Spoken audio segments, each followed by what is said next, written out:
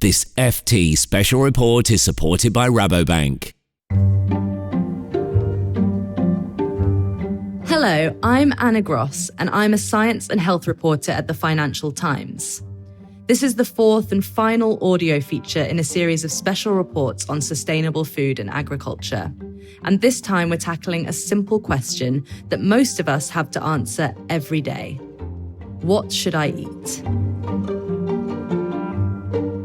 With me to discuss this are two food experts, Marion Nestle, who's here from New York. She's author of the influential book Food Politics and a professor of nutrition, food studies and public health at New York University. Hi, glad to be here. And Polly Russell, who is a curator at the British Library and writes FT Weekend magazine's History Cook column. Hello. Polly, I'm going to start with you to get a bit of a historical perspective. Because the concept of sustainable eating is not a new one. In fact, the first popular book to advocate it, Francis Moore Lappé's Diet for a Small Planet, will turn 50 next year. Can you tell us a bit about that book? Yes, so Diet for a Small Planet was published in 1971, and Francis Moore Lappé was a relatively young woman, around 26. I think she graduated from Berkeley, California. But what was really significant about this book, which went on to sell millions and millions of copies, was that she made a really groundbreaking case for the fact that world hunger, which was often in the news in the 1970s and of course has continued to be so, was not caused by a lack of food availability, but in fact was caused by ineffective food policy, food distribution. And she particularly made the case for meat eating being a contributing factor. And as well as making this environmental case around food production, she also provided recipes and solutions for people for how to eat a more sustainable and healthy diet.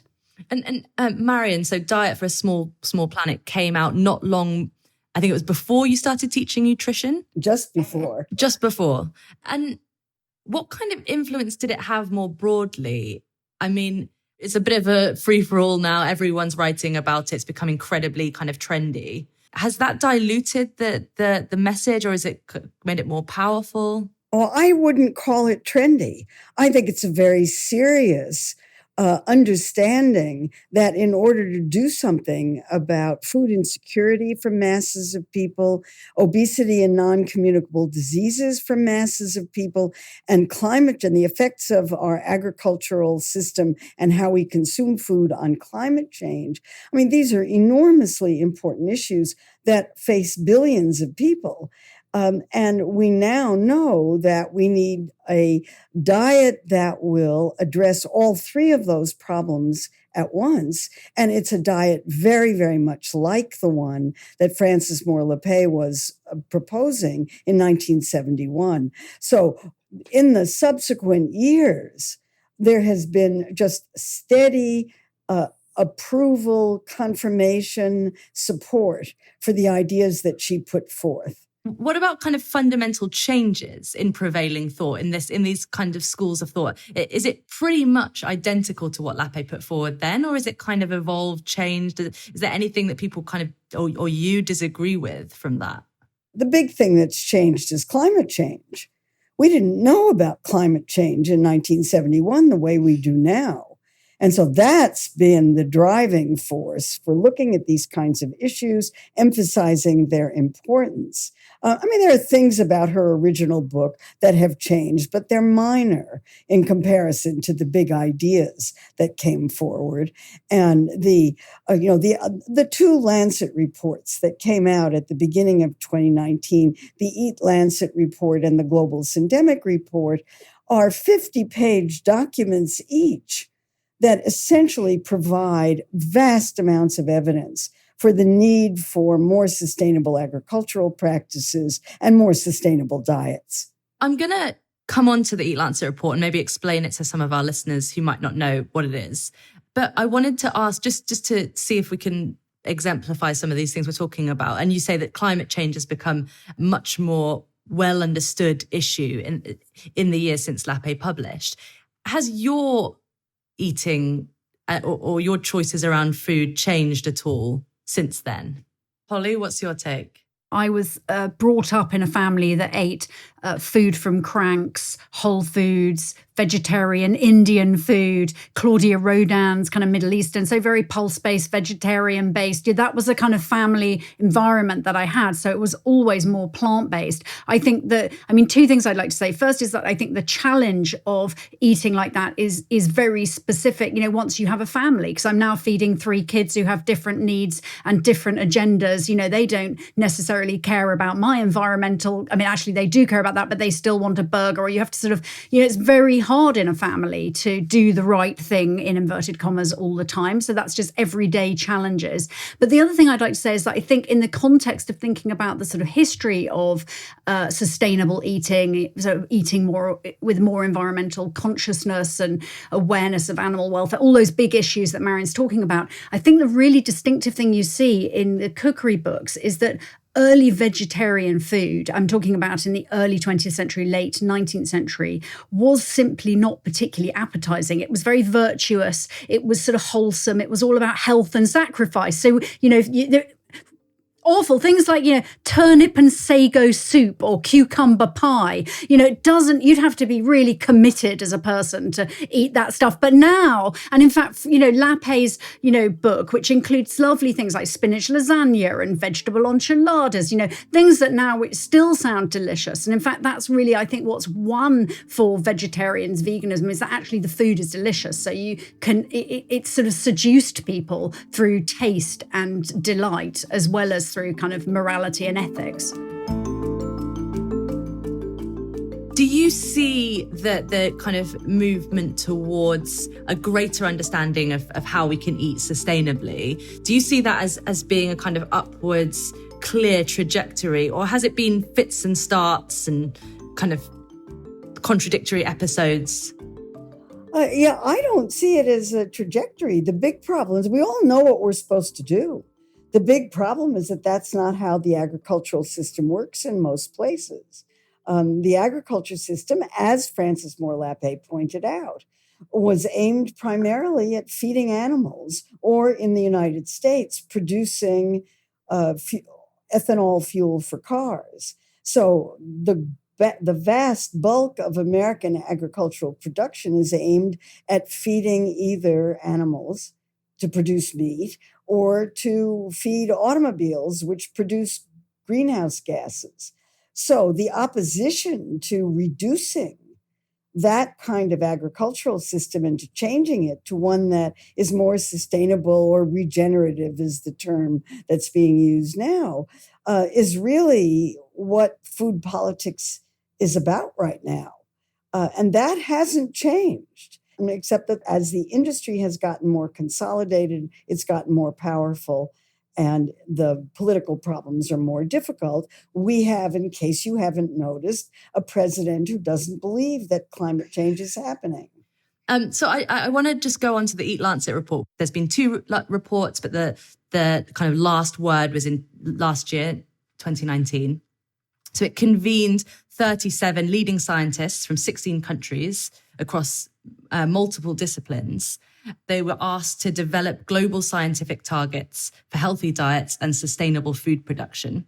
It concluded that unhealthy diets now pose a greater risk to morbidity and mortality than unsafe sex, alcohol, drug, and tobacco use combined, and recommended drastic reductions in meat and dairy consumption, big increases in fruits, vegetables, and nuts, and only 1 egg per person per week. If Eat Lancet tells us what we need to eat in order to protect the planet, what's stopping us from doing that right now? There are a whole host of things that are stopping us, but I think it's really important that we don't level this at the level of the individual consumer. Like this idea of individual consumers, they're making stupid choices. In the past, they ate better, they were more sensible, they had more knowledge, they had more agency. I think you have to think about the whole food environment, which it seems to me is stacked against people doing, and I say in quotes, the right thing. It's very difficult to be a conscious consumer. And let me try and talk about that. I think it is entirely possible that we could move to eating more sustainable diets globally, but it would take significant changes. But I think there are real there are real opportunities for us. And I think it's at the level of taste, technology, and technocrats. These three things have to come into play, it seems to me. And taste is very exciting because tastes do change. We were a nation that ate suet puddings and tripe. We would never have even thought of eating garlic in great quantities in the 50s and the 60s. Now we do. We eat sushi. So my point is that all societies, food trends, tastes, ideas can change. And because they can change, that means that there's a possibility that they can also improve. But it takes certain amounts of leverage for those changes to take place. And those leverages are around cost, availability, the appeal of food, its convenience, all those sorts of questions. The second thing is technology. Technology is given a sort of bad rap, but it's been harnessed really in order to increase yields, to kind of effectively sort of take from the earth rather than to replenish it. If we harness technology in clever ways, in ways that actually are going to enhance sustainability and work with the earth, we can actually do enormous amounts in terms of creating sustainable diets. And the third is about technocrats, experts. We need experts to be leveling their expertise, but also we need government experts regulating around a diet, around the market, about what is allowed to be sold, about what is allowed to be produced. And I think if that happens, then there can be significant changes. Marion, do you have anything to add there? Well, the Lancet reports not only talked about what kind of a diet people were supposed to be consuming, and again, this is on a population basis, and the whole point is to make the healthy choice the easy choice. And the reports talked about what the political changes that would have to take place. They identified barriers. And these barriers are governments that are sold out to corporations, captured governments, weak civil society demand for doing something about eating more healthfully and having better food systems, and a very strong food industry that opposes any kind of changes that are likely to reduce industry profits. And if we're going to do something about having healthier diets and diets that are better for people and the planet, the civil society has to organize. I mean, this is a real call for civil society action. I think these reports were very, very important. It's too bad they're 50 pages each and very densely written. But so you're talking about kind of protests, civil disobedience. Is that the kind of thing you're talking about? Taking political action. The way I like to put it is you vote with your fork for the kind of food system you want every time you make a food choice. But you also need to vote with your vote, which means getting involved in politics, using the political system to try to get what's good for people and the planet. And when necessary, running. I tell students, please run for office.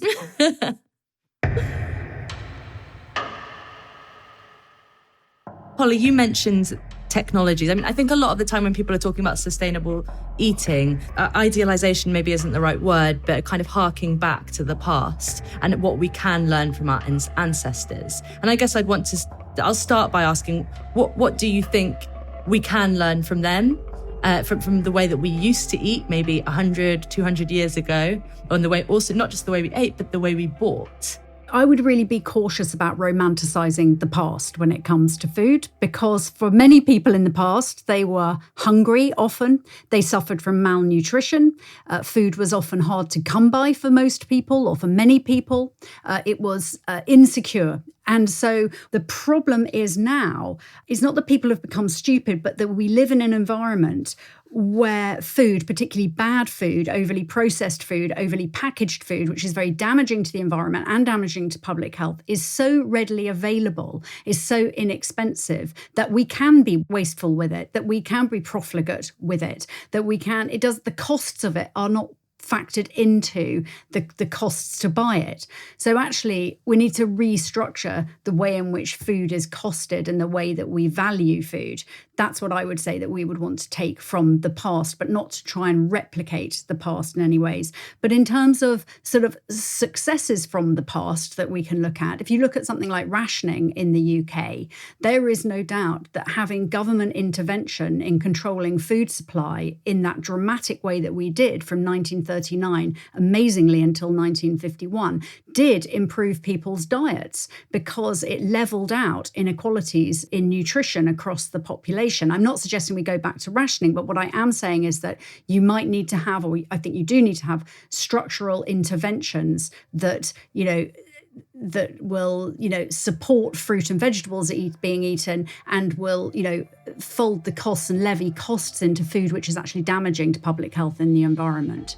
It sounds like you're making some sort of radical sort of socialist proposition when you say, let's have structural change. The system is already set up, but it just happens to be favoring the very, producers, the very products which are damaging the environment and damaging, our bodies and our sort of communities. So it's not actually a radical shift. It's just a sort of move.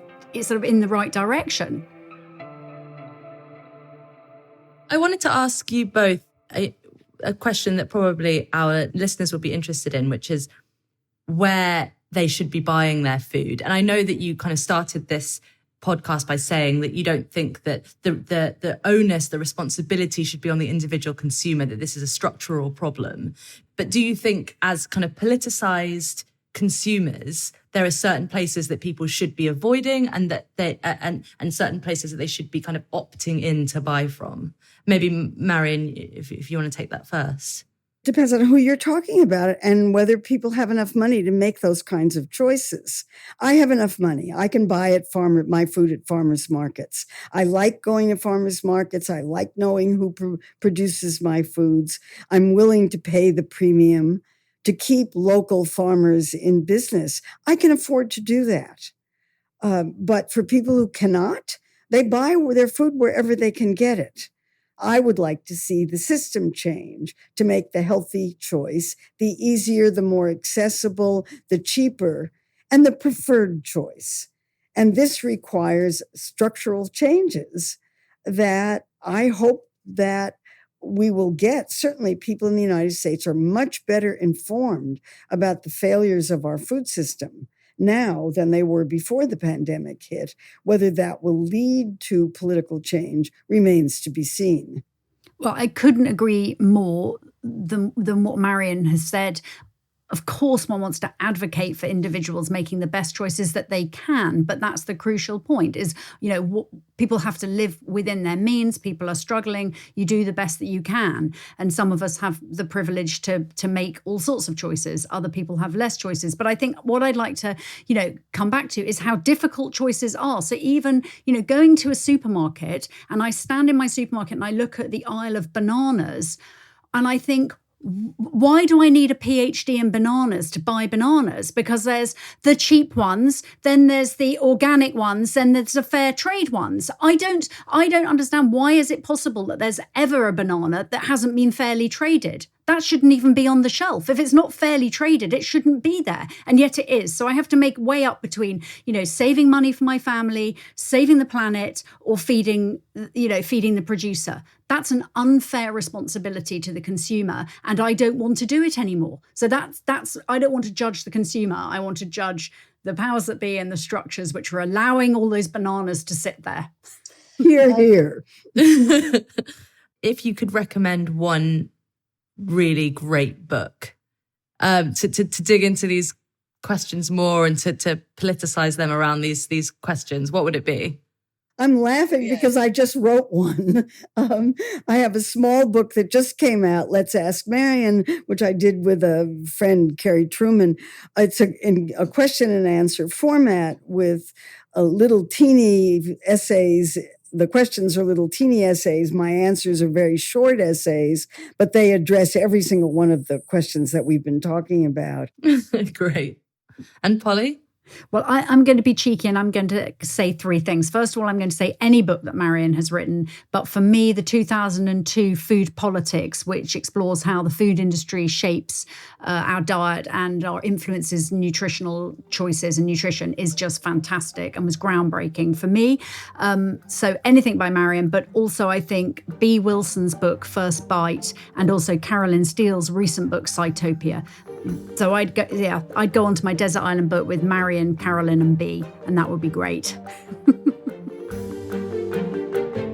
Marion Nestle and Polly Russell, Thank you for talking to the Financial Times. It's been a pleasure speaking with you. Thank you so much. Thanks for having us on.